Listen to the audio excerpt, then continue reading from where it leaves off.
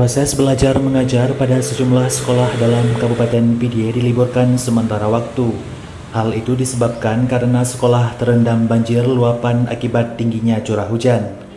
Berdasarkan informasi, terdapat sebanyak 18 rumah sekolah terdampar banjir, 15 sekolah dasar dan 3 sekolah menengah pertama atau SMP.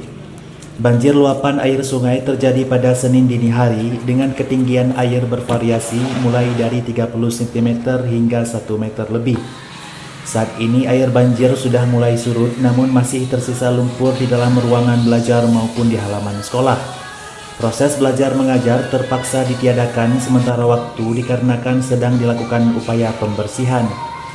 Kepala SD Negeri Pedaya Kecamatan Padang Tiji, Kamal mengatakan, banjir luapan tahun ini lebih parah dibandingkan tahun-tahun sebelumnya. Banjir selain terendam fasilitas sekolah seperti meja dan kursi, juga berdampak pada buku bacaan siswa yang basah dan berlumpur. Memang hampir setiap tahun terjadi banjir.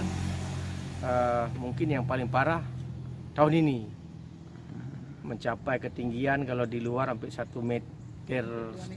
Hampir 2 meter, kalau dalam 1 meter dalam ruangan. Nah, kalau pagi belum bisa kita lewati menuju ke ruangan.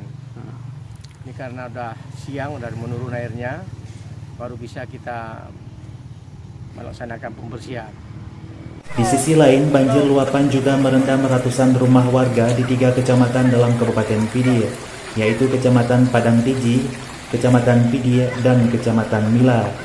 Warga yang terdampar banjir sebagian sempat mengungsi sementara ke rumah keluarga maupun tempat yang aman.